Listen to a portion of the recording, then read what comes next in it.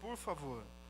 Você sabe bem que desde o domingo passado nós começamos uma nova série de mensagens.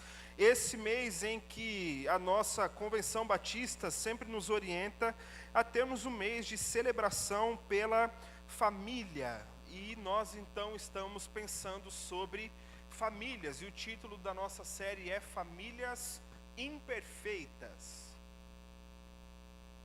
A sua família seria uma família imperfeita? Talvez. A minha é. Estamos caminhando.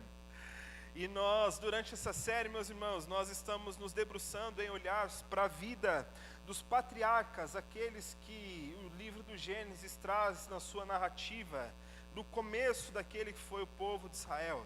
E hoje nós olharemos para a vida de Abraão. Gênesis capítulo 12, e nós leremos do verso 1 até o verso 3. Se você achou, diga aí, achei.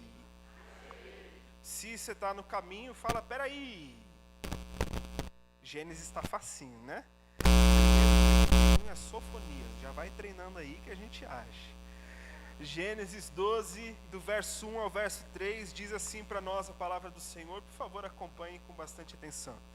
Então o Senhor disse a Abrão: saia da tua terra, do meio dos teus parentes e da casa de seu pai, e vá para a terra que eu lhe mostrarei. Farei de você um grande povo e o abençoarei. Tornarei famoso o seu nome, e você será uma bênção. Abençoarei os que o abençoarem, e amaldiçoarei os que o amaldiçoarem. E por meio de você, todos os povos da terra serão abençoados. Vamos orar mais uma vez?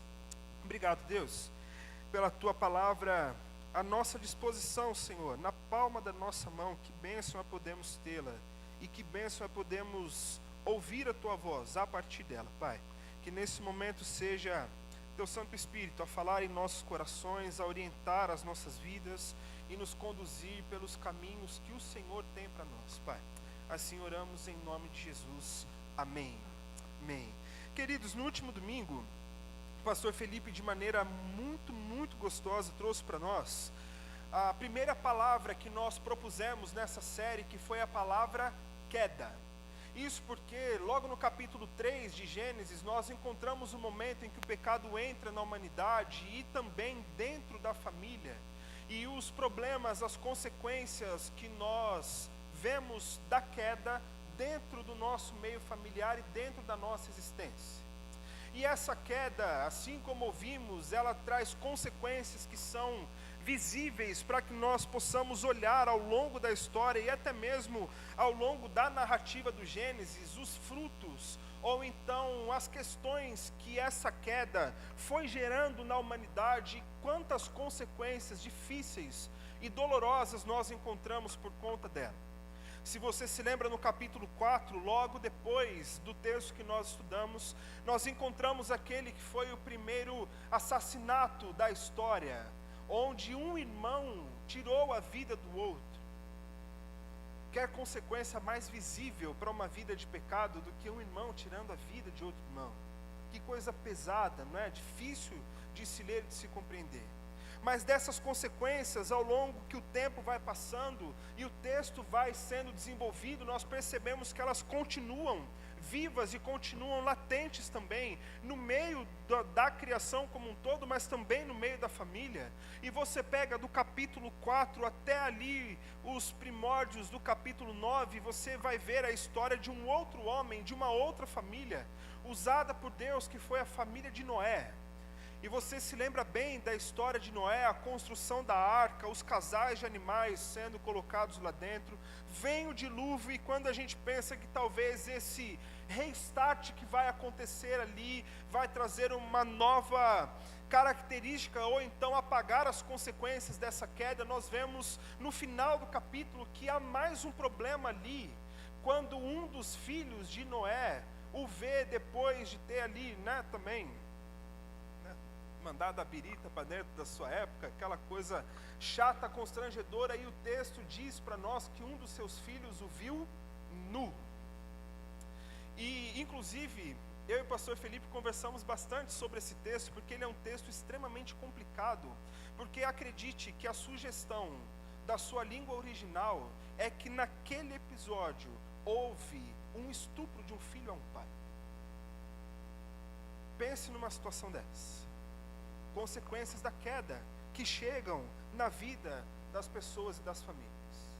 Como se não bastasse, depois desse movimento todo ter acontecido, o capítulo 11 traz para nós a memória e a imagem de um povo que parece que não aprende com os seus erros, e não aprende que é melhor estar perto de Deus, e então os homens se reúnem com uma ideia brilhante: vamos construir uma torre gigante para que a gente chegue até os céus, e para que a gente invada ali o lugar onde Deus está, porque se nós conseguimos invadir, então o controle de toda a terra, daquilo que está no domínio desse Deus, ele vai ser nosso.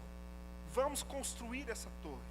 E é um texto maravilhoso que foi um dos textos que eu mais gostei de pregar na nossa igreja, e que eu mais demorei também, como de habitual, nesse texto, porque ele é um texto tão rico, e mostra que enquanto os homens constroem e vão subindo os andares da torre, ao mesmo tempo Deus, na sua infinita grandeza, junta-se ali com o Espírito e diz: olha, vamos lá embaixo ver, porque eu não estou conseguindo enxergar o que é que esses homens estão fazendo, enquanto na cabeça deles era uma construção gigantesca. E acontece que dali todos os povos são espalhados, e a culpa de você não poder ir para Disney falando português está nas mãos desses homens que construíram aquela torre, né?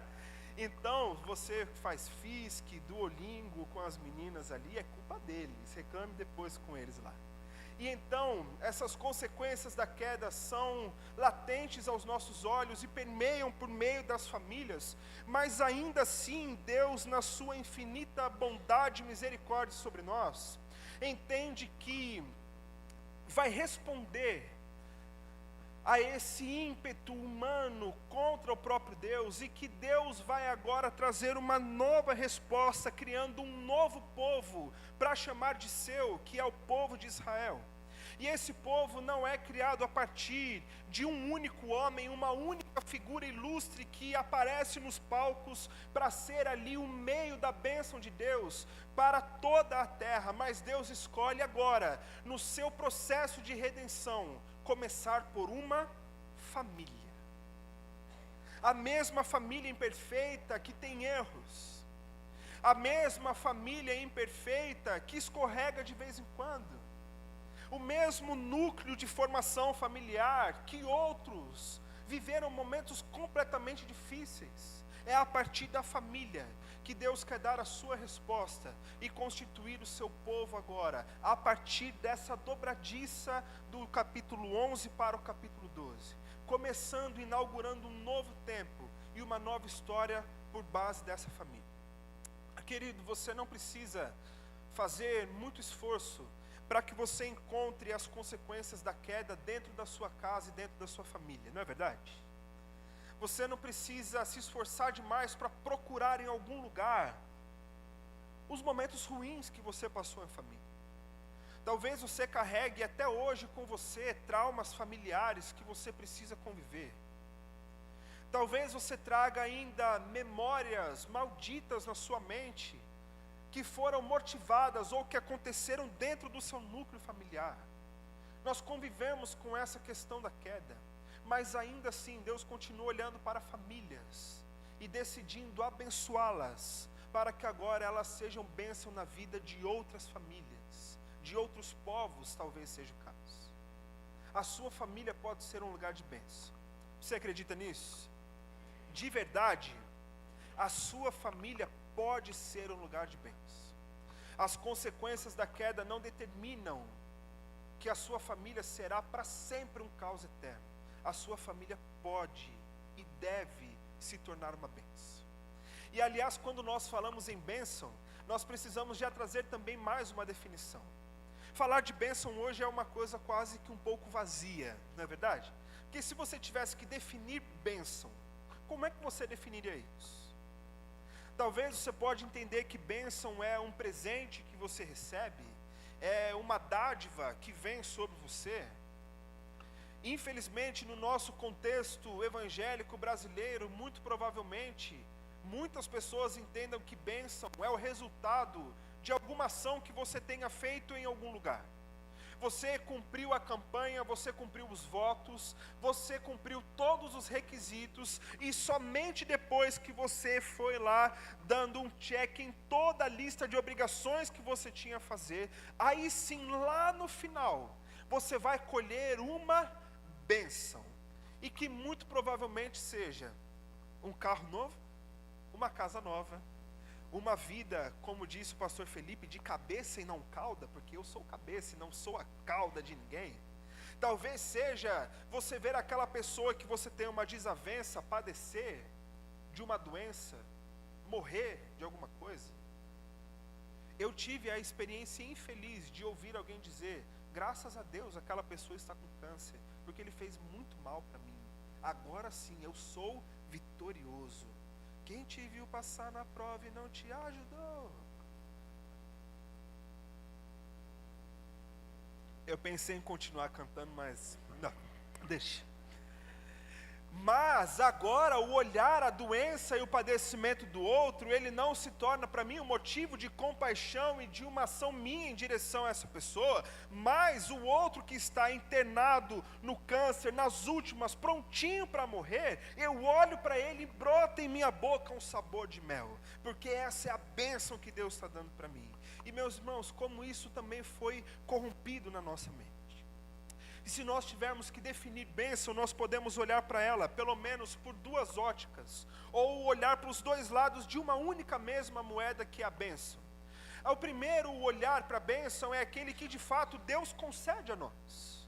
Deus nos abençoa e nos abençoa muito. Se você está respirando, se você tinha uma roupa para pôr hoje, se você teve um meio para chegar aqui, se você tem uma igreja para chamar de sua, se você encontrou pessoas que só de bater o olho você já sabe o nome, você é abençoado por Deus. E em tantas outras formas, Deus continua nos abençoando, com saúde, também financeiramente, Deus nos abençoa, o fruto do seu trabalho é uma bênção de Deus. São dádivas que Deus decide dar a nós, conceder a nós, enquanto pessoas e também enquanto família. Agora existe o outro lado da bênção, que é o lado de nós não recebermos uma bênção, mas é o lado de nós sermos uma bênção. Da mesma forma que Deus derrama bênção sobre nós, a nossa casa, a nossa família, também servem de bênçãos a outras casas, a outras pessoas e a outras famílias. É quando nós vemos uma necessidade batendo na porta do outro e entendemos que nós somos a resposta de Deus para essas necessidades. É quando nós olhamos pessoas que muitas vezes precisam apenas de um abraço e de uma oração com você, e você se coloca para ser essa pessoa. É quando você vê pessoas e famílias em conflito, e você entende que a sua família tem condição de ser o meio pelo qual Deus vai começar um tratamento em outra família que precisa de ajuda. É aquele esforço em que nós, motivados por Deus, somos impelidos em agir em direção a outro, para sermos e atuarmos como bênção na vida deles. E aí surge a pergunta que nós também precisamos responder. Se Deus te desse duas opções e dissesse a você: meu filho ou minha filha, escolha, você quer receber uma bênção ou você quer ser uma bênção? O que você escolheria? Pensa bem. Filho, filha, você quer receber uma dádiva por graça da minha parte? Ou você quer ter esforço, trabalho, obediência para cumprir aquilo que eu estou esperando de você? Você quer ser uma bênção ou você quer receber uma bênção? Talvez as consequências da nossa queda estejam bradando no seu ouvido. Diz que você quer ser para ficar mais bonitinho, mas no seu coração, lá no fundinho, está dizendo: é lógico que eu quero receber uma bênção da parte de Deus. E parte do nosso objetivo hoje é que nós possamos entender que a bênção de Deus sobre nós, sobre a nossa família, ela é derramada tanto para que a gente receba bênçãos da parte de Deus, mas também vem na mesma medida para que nós sejamos bênção da parte de Deus. São dois lados de uma moeda que andam juntos. Por isso a nossa família pode de fato ser uma bênção, e receber também das bênçãos do Senhor. Então, quando é que nós vamos viver esse processo? Quando é que nossa família recebe e é um meio de bênção da parte de Deus sobre nós? Aprendemos com o relato e a vida de Abrão que, em primeiro lugar, nós viveremos assim, recebendo e sendo bênçãos, quando nós formos obedientes ao Senhor. Quando a nossa família viver em obediência. Você está com alguém da sua família? Olha aí para ele, para o ladinho, diz aí: nós precisamos, com vontade, pelo amor de Deus, nós precisamos viver em obediência. E o começo do texto vai dizer para nós que Deus chega até Abrão e diz: saia da sua terra, do meio dos seus parentes, saia da casa do seu pai e vá para um lugar que eu lhe mostrarei. Queridos, Abrão, ele era um homem com uma ótima condição financeira na sua terra. Abrão não era um homem que precisava de muita ajuda de outras pessoas, mas tinha uma vida ótima, estabelecida onde ele está. Abrão era um homem que talvez não tinha tanto custo, porque o seu núcleo familiar era ele e sua esposa à altura daquele momento. E você já sabe que você e seu marido, você e sua esposa, ainda que você não tenha filhos, vocês são uma família. Passou de um, virou dois, família. Ponto final. E é essa família que Deus encontra e mexe com eles, tirando do lugar e da vida confortável que eles viviam, para dizer: sai do meio do seu conforto, desse lugar estabelecido que hoje você chama de seu, e você vai começar a trilhar uma jornada, para que você chegue num lugar que depois eu vou mostrar para você onde é que é. E o interessante é que essa terra que lhe mostrarei não é um lugar para onde nós vamos. Uma vez dando aula para crianças, eu disse, e Abraão não sabia para onde ia. E uma criancinha disse: sabia, para a terra que lhe mostrarei, Quem nasce em lhe mostrarei lhe mostrareiano, sei lá. Essa não é um CEP, esse não é o CEP, não é o endereço. A proposta que Deus está fazendo para Abrão e para sua família é, literalmente, pegue as suas coisas, saia do seu conforto, e agora você vai trilhar a jornada que no caminho eu vou mostrando para você onde é que você vai parar. Em outras palavras, pegue a sua família e venha comigo dar um salto no escuro, vivendo pela fé, e vem seguir os caminhos que eu tenho para trazer para você. E o mais estranho no meio disso tudo não é Abrão ter aceitado essa condição junto com sua esposa. Aliás, não é Deus ter feito essa proposta para Abrão e sua esposa, mas é ele ter aceitado essa proposta de Deus para ele. É ele ter olhado para a sua zona de conforto e para aquilo que trazia segurança. Segurança essa que é uma das bases mais básicas que nós precisamos ter para conseguir construir uma vida minimamente agradável. É a segurança do nosso endereço, é a segurança do nosso trabalho, é a segurança do nosso salário, é a segurança do afeto de quem está perto da gente. Todos nós precisamos ter segurança. E é no meio disso que Deus está dizendo: larga tudo isso, vem me seguir. E Abrão de fato vai em obediência ao que Deus tem para ele. De fato, Deus disse que iria o abençoar por muitas vezes no texto. E se você olhar os capítulos que vêm subsequentes, você vai perceber que de fato Deus foi prometendo e Deus o abençoou de muitos modos. E o seu filho já é uma das bênçãos mais visíveis que Deus concedeu a esse homem.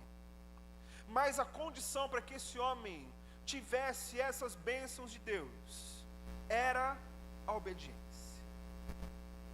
Obediência essa de Abraão, que é a marca da sua vida, quando o autor aos Hebreus escreve aquela que nós chamamos da galeria de nós da fé, onde vemos homens e mulheres que tiveram uma vida extremamente inspiradora para o nosso mundo. E diz lá em Hebreus capítulo 11, verso 8, que pela fé, Abraão, quando chamado neste momento de Deus, obedeceu e dirigiu-se ao lugar que mais tarde receberia de herança, embora não soubesse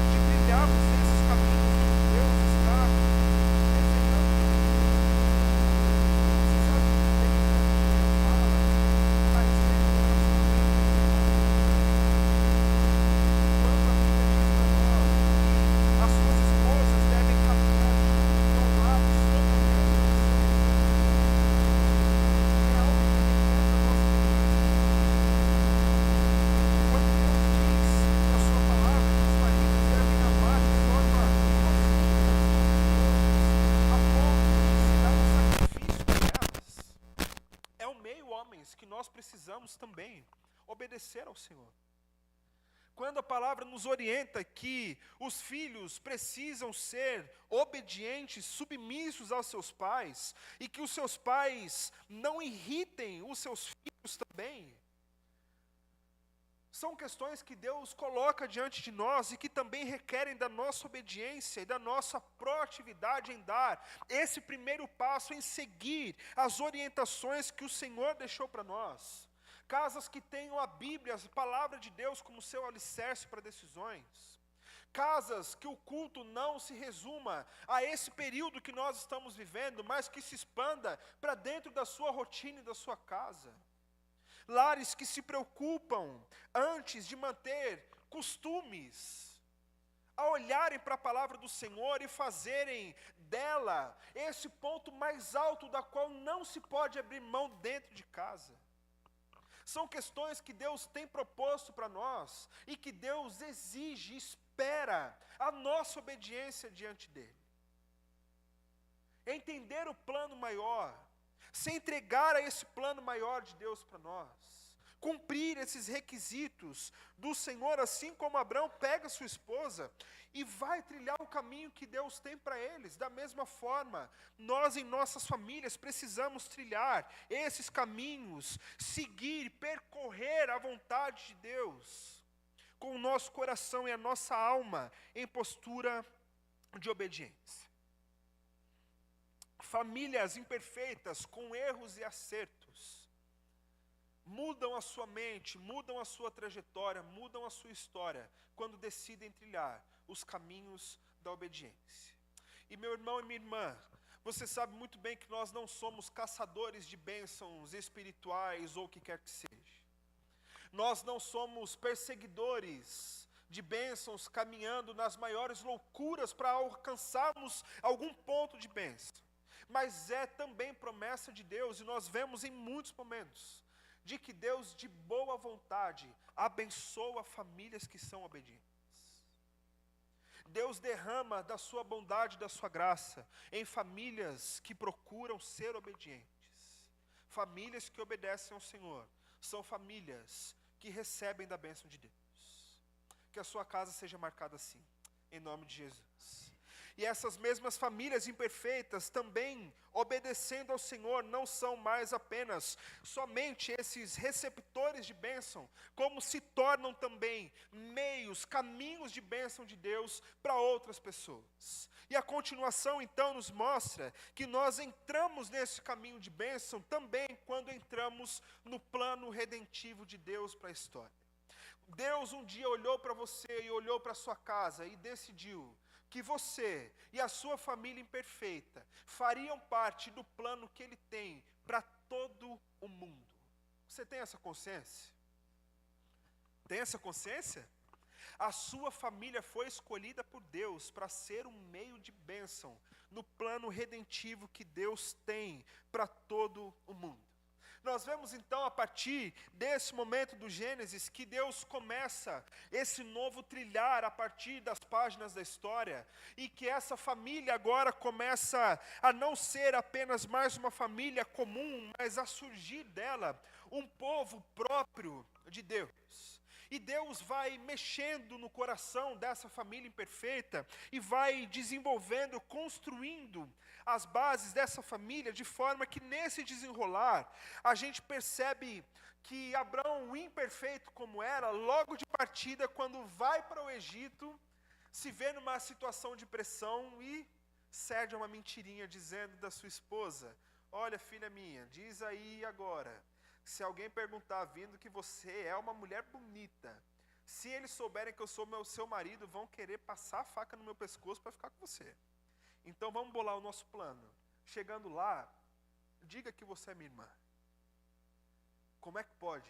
Em um momento, obediente à voz do Senhor, corajoso. Em outro momento, aquela escorregada. Talvez uma ambiguidade mais forte do que essa seja só lá em Mateus capítulo 16. Jesus perguntando aos seus discípulos: quem vocês dizem que eu sou? E aí Pedro vai e diz, né? E aí Jesus diz ali, boa, Pedro, é isso aí. Daqui a pouco Pedro vem falando uma bobagem, aparta-te de mim, Satanás, sai daqui de perto. Como é que pode? Em segundos. Mas vez por outra essas ambiguidades acontecem conosco porque somos de fato imperfeitos dentro das nossas famílias. E assim Deus vai mudando, e a continuidade se dizem que quando Deus promete a Abrão que ele seria uma bênção para outras nações, e depois lá ali no capítulo 13, Deus mais uma vez promete que Abrão seria o pai de uma grande multidão, e que se pudessem se contar os grãos de areia ou grãos de terra, só aí poderia se contar qual é a descendência desse homem Abrão. Mas como é que pode um negócio desse, sendo que era só ele e a sua esposa, ambos com uma idade desfavorável à fertilidade, para terem um filho ainda naquela altura do campeonato? E você conhece a história de que chega Isaac, e Isaac se torna esse milagre, filho de Abrão, e ainda assim a partir dele a descendência de Abraão continua, e Isaac depois tem outros filhos, Esaú e Jacó, e esse filho mais novo de Isaac, esse Jacó, que por nome, por definição, e no Antigo Testamento os nomes são muito, eles têm um papel muito significativo para falar sobre alguém, sobre essa vida e o caráter, e muitas vezes a obra que Deus faz também, porque esse Jacó, que era até então o enganador, aquele que não era tão honesto assim, não termina a sua vida como sendo Jacó, mas ele termina a sua vida com outro nome. Você consegue me ajudar a dizer que nome é esse? Era Israel. Em Israel, a partir dele, Deus começa a plantar esse povo que até hoje chama-se ainda Israel. Esse povo que Deus chamou para si, que Deus cuidou, que Deus dirigiu em todas as coisas. E o mesmo povo que serviu de bênção para que muitos e muitos anos depois viesse aquele que é o Salvador e o Redentor das nossas famílias, para que chegassem até nós, Jesus.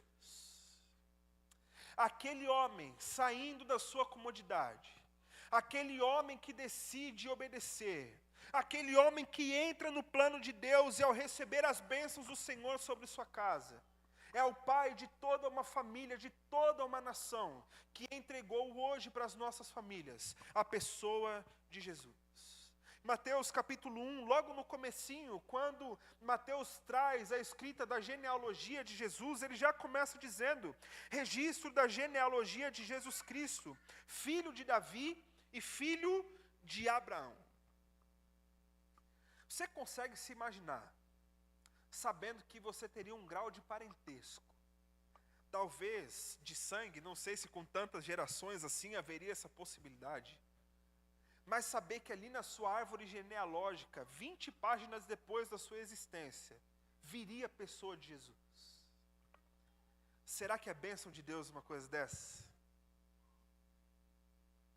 Será que é um privilégio do Senhor algo disso? Você consegue se imaginar? Tenta por um minuto. Meu tataraneto foi Jesus de Nazaré. Pensa num privilégio gigantesco que é uma coisa dessa. Abraão serviu e a sua família como aqueles que receberam da bênção de Deus, mas também espalharam a bênção de Deus para todos os povos, incluindo eu e vocês. Mais à frente, na carta aos Gálatas, Paulo diz em Gálatas 3,16, assim também as promessas foram feitas a Abraão e a seu descendente. A Escritura não diz, e aos seus descendentes, como se falando de muitos, mas ao seu descendente, dando a entender que trata-se de um só, e isto é, Cristo Jesus.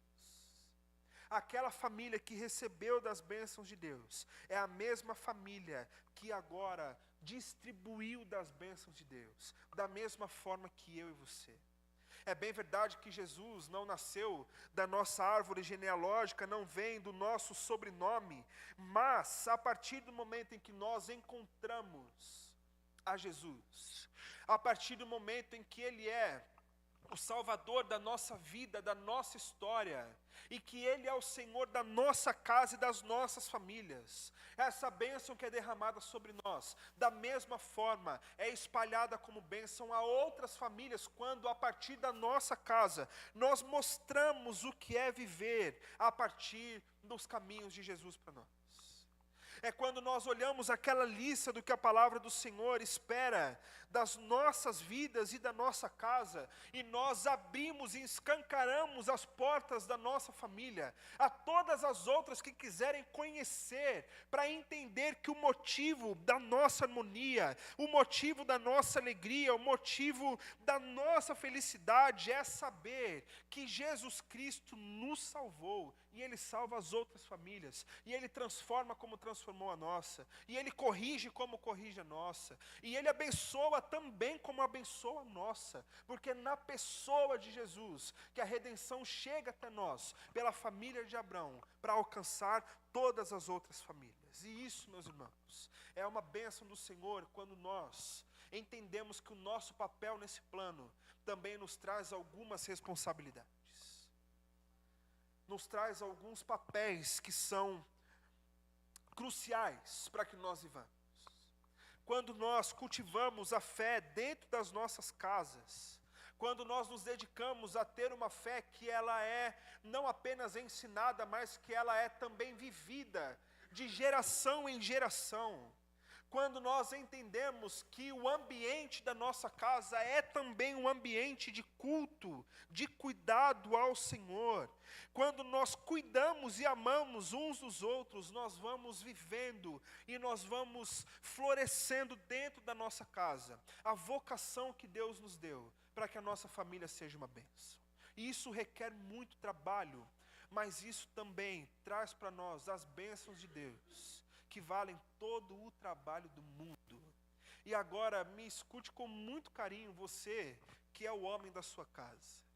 Meu irmão, pelo amor de Jesus Cristo, se tem alguém responsável pela educação cristã da sua casa, dos seus filhos, daqueles que estão sob os seus cuidados, essa pessoa é você. Nós nos acostumamos a ouvir que o homem é o sacerdote do lar, não é verdade? Nós ouvimos isso por muitas vezes. O problema dessa frase é que a partir da nova aliança já não tem mais sacerdote. Então talvez você possa trocar essa palavra.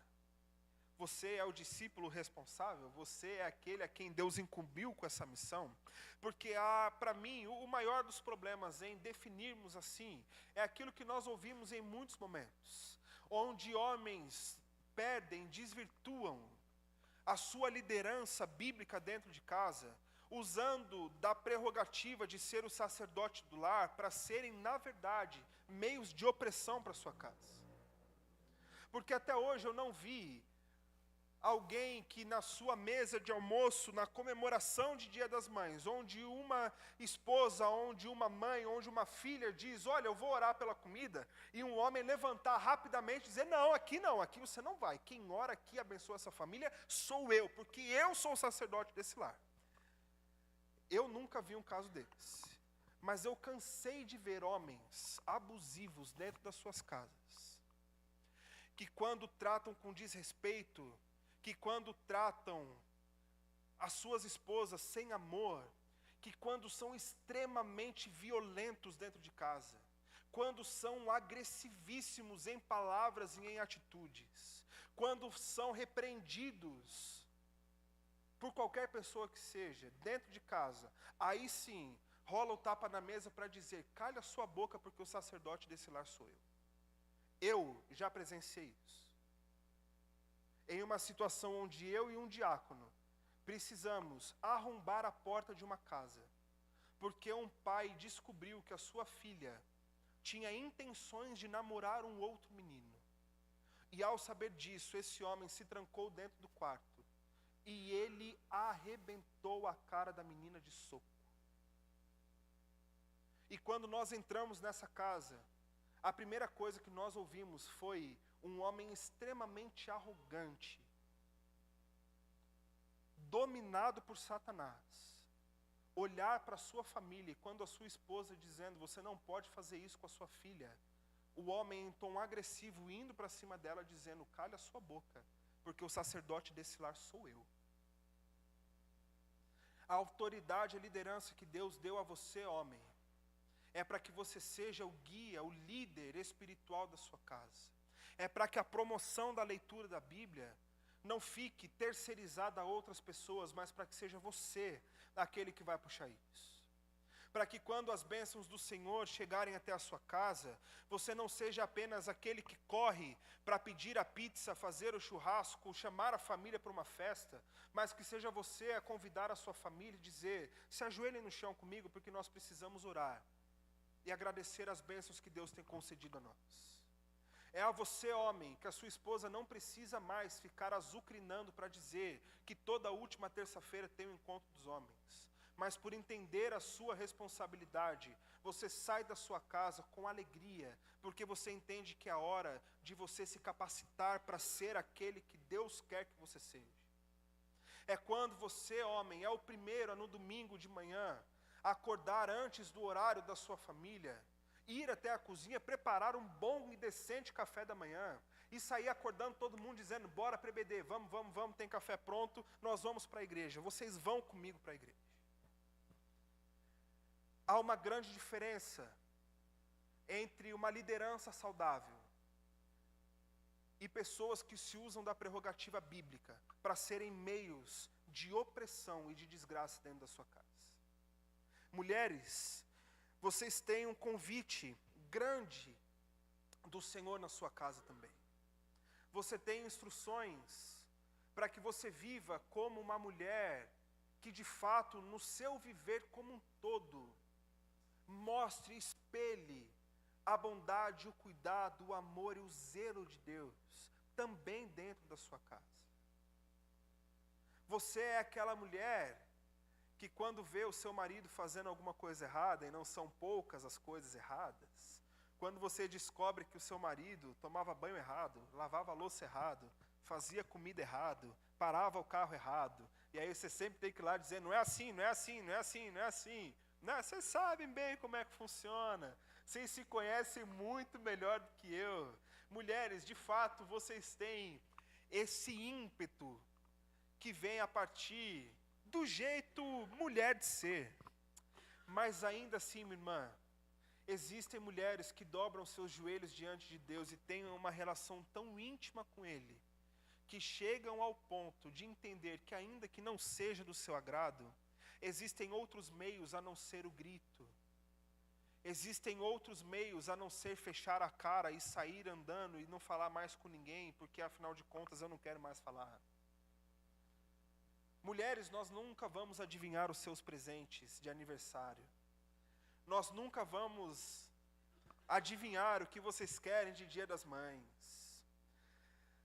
Aí é o problema nosso dos homens também, né? Tem alguns que dizem que não adivinha nem o aniversário de casamento, mas é constatação, não é adivinhação. Dá para fazer um esforço com isso aí.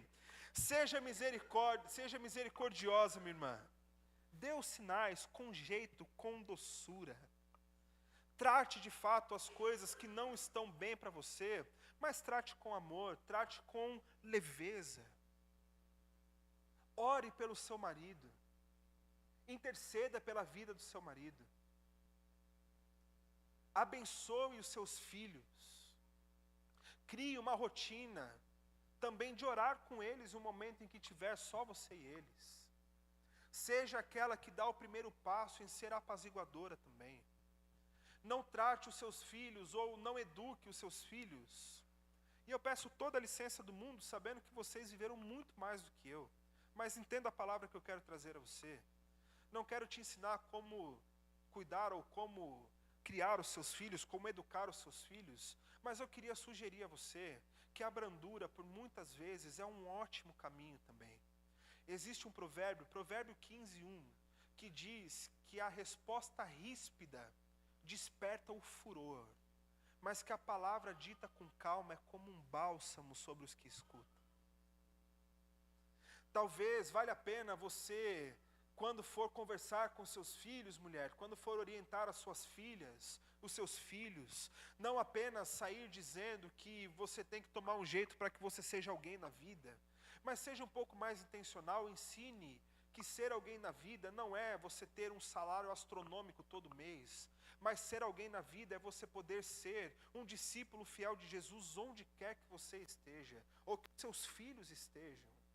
Ensine não apenas dizendo, é isso, porque eu mandei, sei, pronto, acabou. Tem momentos que nós filhos precisamos disso mesmo e pronto, final. Mas eu arrisco a dizer a você que tem outros momentos que você pode sentar e dizer, não faça isso, porque venha ver comigo o que é que a Bíblia nos ensina a fazer. Entenda também, papai e mamãe, que tem momentos na vida do seu filho que você vira uma chave na cabeça dele. Quando você tem a postura e a coragem de dizer, meu filho, eu me excedi, me perdoe. Quando você pode dizer, filho, você estava errado sim. Você agiu errado sim. Você mereceu ser castigado sim. Mas a mãe ou o pai pegou pesado demais, eu não deveria. Me perdoe pelo jeito que eu agi, mas receba a minha correção como meio de bênção na sua vida. Filhos, e todos nós somos filhos.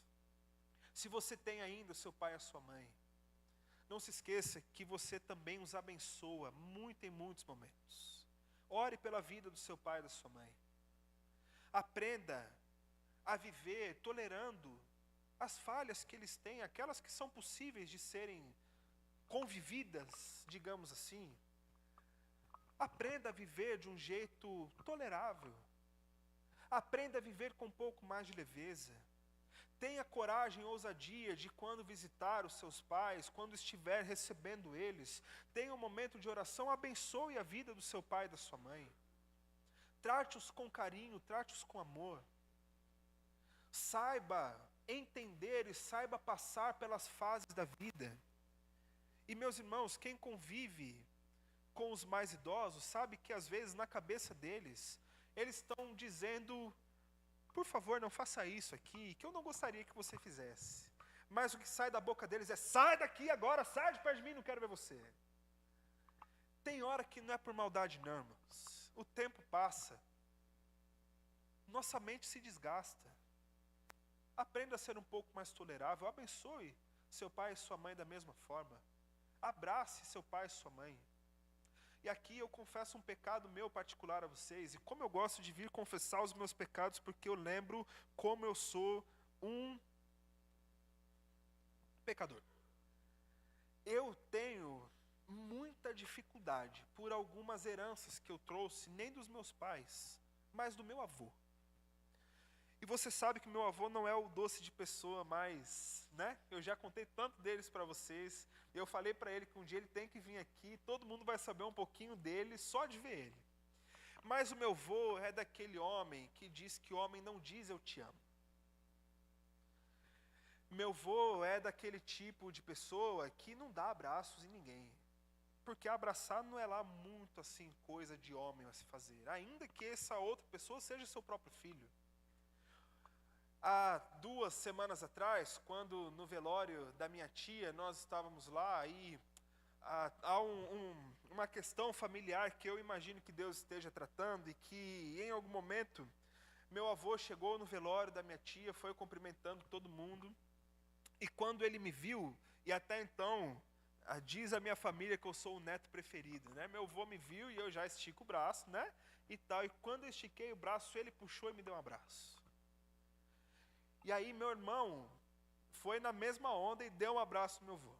Não recebeu o aperto de volta, mas já foi aceitável ali. E aí passando, e o meu tio, que ficou viúvo naquele momento, passando, meu avô cumprimentou ele, ficou olhando de lado com aquela carinha dele e tal, e daqui a pouco ele volta nesse meu tio, e ele vai timidamente ao lado dele, dá o braço assim, 2 tapinhas e sai andando. Meus irmãos, esse meu tio quase que começou a chorar, o que eu não vi ele chorando durante todo o enterro. Dizendo, eu não lembro outra vez que o meu pai me deu um abraço, a não ser essa aqui. E eu cresci vendo meu avô como sendo um herói e tal, e eu queria ser igual ele, e tratar as coisas na base da paulada, da pancada e tal, da grosseria, né, desnecessária. E hoje, eu não sei porquê, mas é algo que eu preciso tratar no meu coração. Eu consigo sentar com os meus pais e dizer coisas que me incomodam neles com uma certa tranquilidade. Eu consigo discutir coisas sérias, e às vezes, na maioria das vezes, com meu pai a níveis teológicos no que pensamos diferentes, sem perder a amizade. Mas pense em alguém que tem dificuldade de olhar para o meu pai e para minha mãe e dizer: pai e mãe, eu amo vocês. E eu amo eles muito. Eu tento demonstrar o meu amor por eles das mais variadas formas. Mas pensa na dificuldade que eu tenho de dizer que eu os amo. Com a minha esposa eu não tenho a menor dificuldade. Graças a Deus, né, amor? Com meus amigos eu não tenho a menor dificuldade. Um dia eu com o pastor Felipe tomando um café, saindo de uma livraria, e a gente saindo lá da livraria, ele ia para um lado, eu ia para o outro, a gente deu um abraço, falei assim: mano, amo você, viu? E ele falou: mano, te amo também. Quando a gente olha para o lado, tem 15 caras olhando assim para a gente, né? Que negócio é esse? Essa questão que nós temos assim, né? Mas com amigos, não tenho dificuldade. Com vocês, meus irmãos, que eu amo do fundo do meu coração. Como é bom parabenizar, né, os irmãos que fazem aniversário e dizer: meu irmão, eu amo você. Porque amo mesmo. Mas chega nessa hora, me trava. Por quê? Não sei. Preciso tratar isso. São coisas pequenas que fazem toda a diferença na vida de outras pessoas. Quando nós entendemos o nosso lugar de obediência, nós recebemos as bênçãos do Senhor. Essas bênçãos nos trabalham, modam o nosso coração, contaminam toda a nossa família. E se nós criarmos e cultivarmos esse ambiente de bênção que Deus nos vocacionou para ser, e entendermos que a nossa casa é esse lugar de bênção, nossa família abençoará a outras famílias. E esse ciclo de bênção vai se renovando, até que o nosso Senhor volte para nos buscar. E a nossa família, em nome de Jesus, suba junto com Ele. E as que estão perto de nós também. A sua casa, meu irmão, é um lugar de bênção. Decida por se esforçar para que ela seja assim de fato. Amém? Vamos orar? Se você pudesse, coloque de pé, por favor.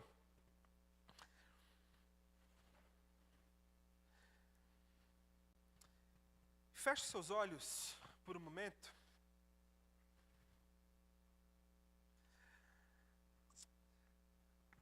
Ó Deus, nós sabemos, Pai, temos a consciência do quão imperfeitos nós somos, Pai. Nós sabemos, Deus, assim como Abraão viveu, logo de saída, esse momento em que, de fato, o Senhor deu uma escorregada, pisou na bola e, ó Pai, assim também nós fazemos em tantas ocasiões, em todo o tempo, Pai.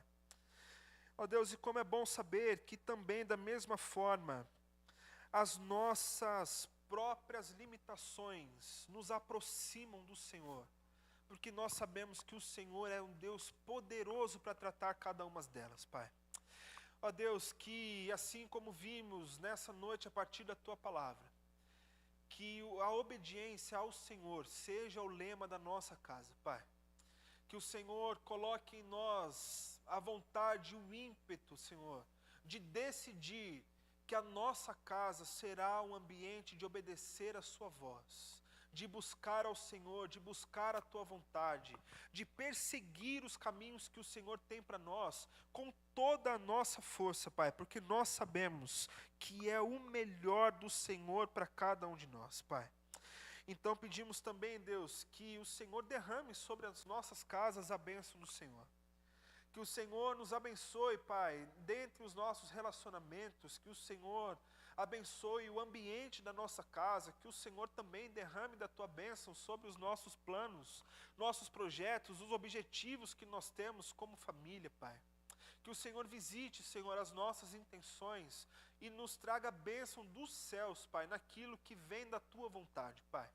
E que enquanto formos, Senhor, os receptáculos da bênção do Senhor, o Senhor nos prepare e nos molde para que nós também sejamos aqueles que são levantados e vocacionados a espalhar a tua bênção, a espalhar, Senhor, a palavra da cruz de Cristo Jesus, a viver e a espelhar a vida do teu Filho em nós, para que outras famílias se inspirem em nós e descubram que não há segredo nenhum, a não ser a obediência e o amor ao teu Filho Jesus, Pai.